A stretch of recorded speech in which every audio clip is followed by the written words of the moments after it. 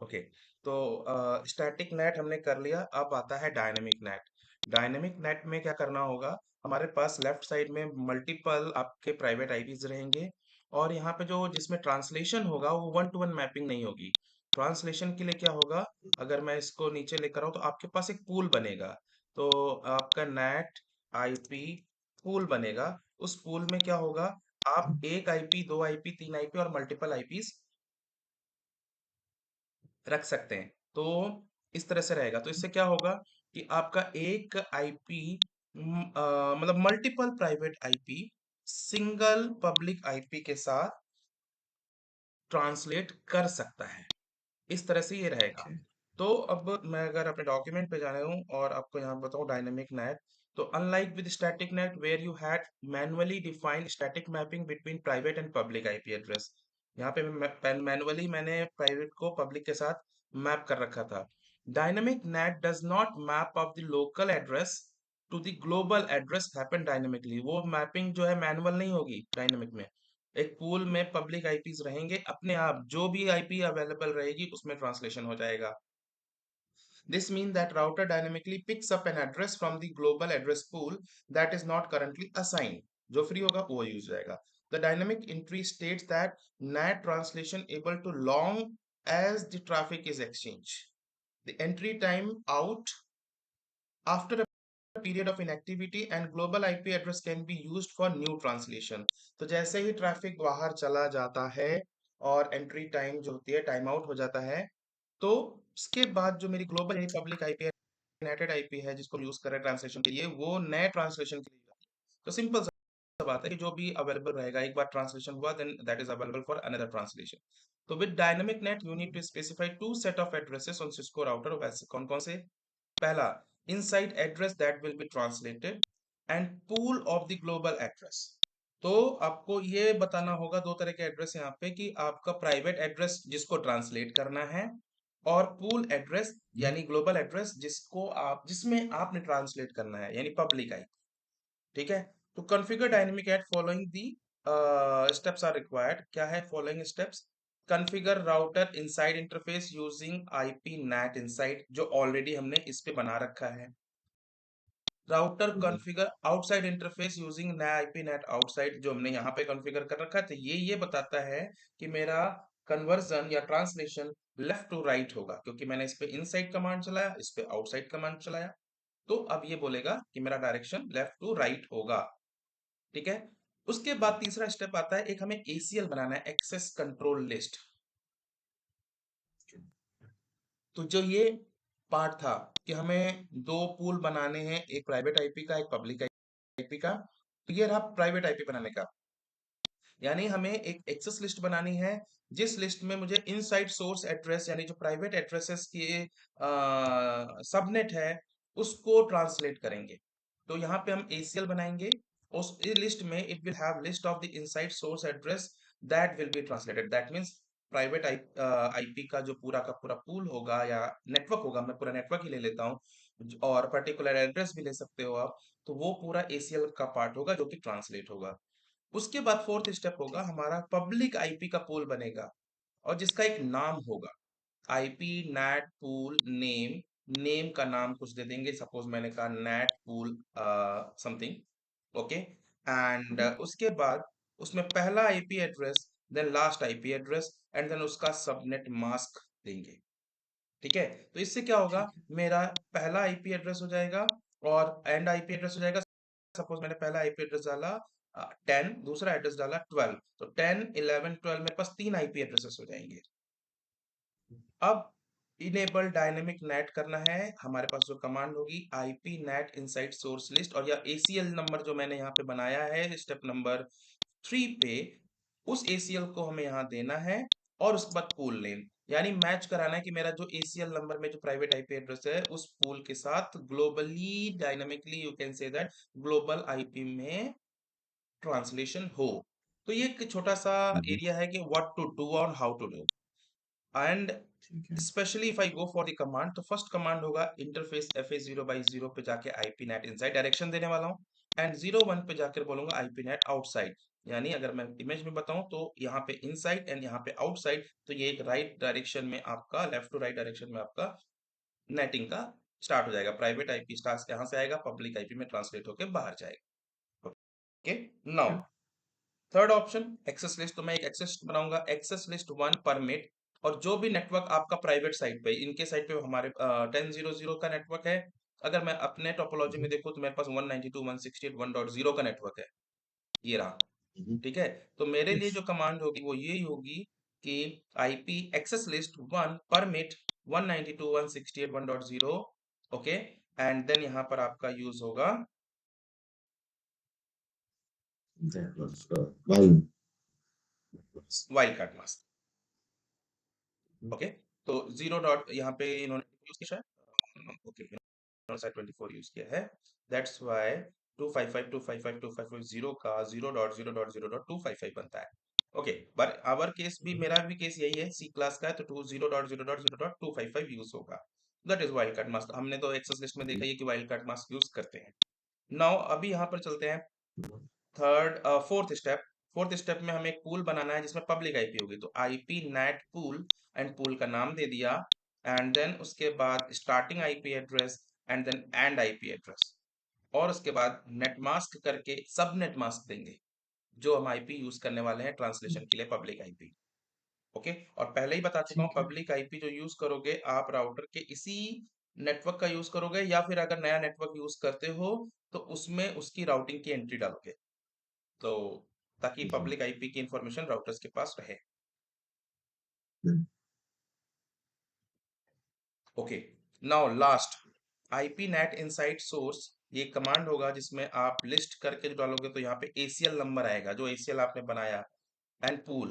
ठीक है, तो ये आप इसको और इसको आप आपस में क्या करोगे, ट्रांसलेशन के लिए ऐड कर दोगे, तो IP NAT inside source list one, और किसके साथ, पूल दिस वन। तो जैसे ही कमांड रन करेंगे it will start dynamically translation. So let's go for it. अभी यहाँ पर कोई भी ट्रांसलेशन नहीं हो रहा, तो IP NAT inside IP NAT outside is already configured. तो अभी सबसे पहला काम मेरा रहता है, अगर मैं यहाँ पर देखूं तो मेरा ये वाला काम ऑलरेडी कॉन्फ़िगर्ड है, तो मुझे करने की जरूरत नहीं है। तो मैं यहाँ पे स्टेप्स पे जाता हूँ, configure router inside, router outside, ये दोनों कमांड कॉन्फ़िगर है, डायरेक्शन मैंने ऑलरेडी दे रखी है। अब मैं एक एसीएल बना लेता हूँ जिसमें मेरे लेफ्ट साइड का जो है नेटवर्क अलाउड होगा। तो एक्सेस लिस्ट 10, नहीं 10 नहीं यूज करता, 15, I am not sure 10 is created और not. Access list 15 and permit के बाद सोर्स आईपी एड्रेस क्या होगा, 192.168.1.0, wild card mask 0.0.0.255, and that's it. मैंने एक एक्सेस लिस्ट बनाया है जिसमें पूरे के पूरे नेटवर्क को परमिट कर दिया, नंबर वन। अब ये वाला स्टेप तो हो गया कंप्लीट। सिंपल कमांड है, एक एसीएल बनाया है जिसमें मैं सारे के सारे प्राइवेट आईपी एड्रेसेस को रख लेता हूँ जिसको ट्रांसलेट करना है। कॉन्फ़िगर पूल, तो आई अब यहाँ पे एक पूल बनाना है, तो मैं कहूंगा IP NAT pool question mark, name देना है, तो मैं कहूंगा माई पब्लिक पूल, माई पब्लिक पूल, और माई की जगह पे यूज कर देता हूँ net public use, net public pool. Correct, seems good. I'm not sure, but yes, every organization having some naming convention, so you can use that. तो IP NAT pool, NAT public pool, ये मैंने command चलाया IP NAT pool और name दे दिया start IP address, end IP address and subnet mask. Okay, तो let's go with start IP address। तो अभी मेरी टोपोलॉजी के हिसाब से 199.199.199.10 को यूज करना है, तो 199.199.199.10 ये मेरी पहली आईपी हो गई। मैं दो आईपी लेता हूँ, 199.199.199.11, सॉरी डॉट 11। मैंने दो आईपी यूज की, एक हो गई 10 की आईपी और एक हो गई 11 की आईपी। ये मैंने दो आईपी एड्रेसेस यूज किए हैं। उसके बाद सबनेट मास्क क्या होता है, 255.255.255.0, ये सबनेट मास्क रहा। तो मैंने पूल बनाया, पूल का नाम है Yes. नेट पब्लिक पूल, और ये दो आईपीज मैंने पूल के अंदर रख लिया। कुछ गड़बड़ कमांड हो गई, तो IP NAT pool NAT public pool 199.199.110, 199.199.199.11 Wild format. I think wild mask instead of subnet mask. 255. It's gonna be zero. I think 0000255. That is wildcard mask. So I have to give the subnet mask ABC space 255.255.255.0. Especially subnet mask के case में it is saying that let me have a look. It is subnet mask, right? Okay, I have to run the command, I guess, net mask. Oh, sorry. So question mark here. Question mark. Okay, there is a command first. Net mask. After that, 255.255.255.0. Okay. Okay तो this is the command now enter अब आप देखो IP NAT pool NAT public pool का नाम दिया और दो addresses दिए then NAT mask command use किया उसके बाद हमने नेटवर्क सबनेट मास्क दिया अब यहाँ तक काम हो गया अब लास्ट स्टेप्स बचता है जो है इनेबल डायनेमिक नेट तो चलिए शुरू करते हैं IP NAT inside source IP मैं इसको थोड़ा सा स्पेस दे देता हूँ IP NAT inside source question mark अगर नहीं समझ में आया तो मुझे लिस्ट यूज करना है एक तो स्टैटिक कमांड यूज होता है सोर्स के बाद जो 1 to 1 होता है Yes. और एक होता है लिस्ट कमांड तो लिस्ट Mhm. कमांड में एक्सेस लिस्ट यूज होगी लिस्ट कौन सी एक्सेस लिस्ट बनाई मैंने 15 क्वेश्चन मार्क अब आपको इंटरफेस के साथ बाइंड करना है स्पेसिफाई इंटरफेस का मतलब होता है कि आप इसका जो है मैं इधर अगर इंटरफेस का मतलब होता है कि आप अगर एफ ए 0/1 का नाम दे देते हो यहाँ पे इंटरफेस स्पेस एफ ए 0/1 तो पूरा पूरा पूरा प्राइवेट आईपी एड्रेस इस इंटरफेस पे जो पब्लिक आईपी असाइंड है उस पे ट्रांसलेशन शुरू हो जाएगा ठीक है तो आपको अलग से नेट आईपी देने की जरूरत नहीं है वही आपकी नेट आईपी का काम करेगा इंटरफेस एफ ए 0/1 तो इस पे जो आईपी असाइन है 199.199.199.1 वो आपका as a translation IP use होना शुरू हो जाएगा नाउ अगर मैं पूल देता हूं तो पूल मैंने बनाया हुआ है तो मैं यहाँ पर पूल देता हूँ POOL पूल और मैंने होता है नेट पब्लिक पूल जो भी मेरे नाम था मैंने यहाँ Yes. नाम बनाया था नेट पब्लिक पूल ये तो मैंने वही नेट पब्लिक पूल के साथ मैप करा दिया नहीं नहीं यहाँ पे पूल का नाम देना है one second net public pool वही तो दिया है मैंने अब उसके बाद मेरी कमांड में क्या आता है पूल नेम दैट्स इट ठीक है जब इतना कर दिया यानी IP NAT inside source list 15 pool pool जो है नेट पब्लिक पूल हो गया और एंटर किया ये आईपी कमांड चल गई इसके बाद हमारा कोई काम नहीं है अब यहाँ पे दो मशीनें हैं मैं और भी मशीन ऐड कर सकता हूँ और अगर देखोगे तो यहाँ पर 10 एंड 199.199.199.11 ये दो मैंने नेट पूल के लिए आईपीज ली हैं तो इन दोनों में कन्वर्जन होगा कैसे होगा चलिए शुरू करते हैं यहाँ पे गया और इस पे डाला ये रहा सक्सेसफुल और इसी तरह से मैंने दूसरा लेता हूँ यहाँ से लिया और दूसरे को किया